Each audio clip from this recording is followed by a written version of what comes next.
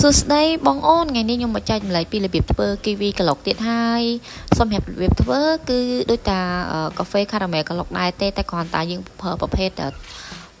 រសជាតិផ្លែឈើមកក្លុកវិញម្ដងមុនដំបូងគឺខ្ញុំចាប់ផ្ដើមដាក់ទឹកកកក្នុងម៉ាស៊ីនក្លុកណាបងគឺទឹកកកយើងដាក់មួយកែវហើយថែមបន្តិចមកគឺ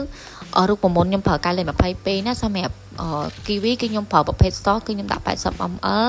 សម្រាប់ជាតិផ្អែមគឺខ្ញុំថែមទឹកស្ករ40 ml ជាមួយនឹងទឹកដោះគោស្រស់គឺខ្ញុំដាក់125 ml ណាបន្ទាប់មកគឺខ្ញុំកូរក្លុកវាឲ្យម៉ត់យកគ្នាបែបហ្នឹងទៅណាបងដូចក្នុងវីដេអូអញ្ចឹងហើយបងមកមើលការឌីក័រកែវវិញម្ដងណាគឺខ្ញុំចាប់ផ្ដើមយកគីវីសោះហ្នឹងគឺខ្ញុំយកមក highlight កែវបែបហ្នឹងមកណាហើយបងចាក់គីវីដែលយើងក្លុកហើយហ្នឹងចូលទៅក្នុងកែវជាការស្រេចហើយបងយើងតុបតែងពីខាងលើហ្នឹងឲ្យស្អាតតិចមកបងដាក់ឲ្យរៀងកំពុំហើយយើងបងឌីក័រឲ្យមើលទៅតាក់ទាញណាបងធ្វើដូចខ្ញុំក៏បានដែរយើង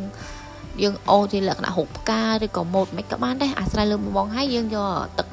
គីវីសោះដែលយើងមានហ្នឹងយើងរោយពីលើថែមបន្តិចទៀតមកជាការស្រេចសម្រាប់រសជាតិគីវីនេះដែរគឺ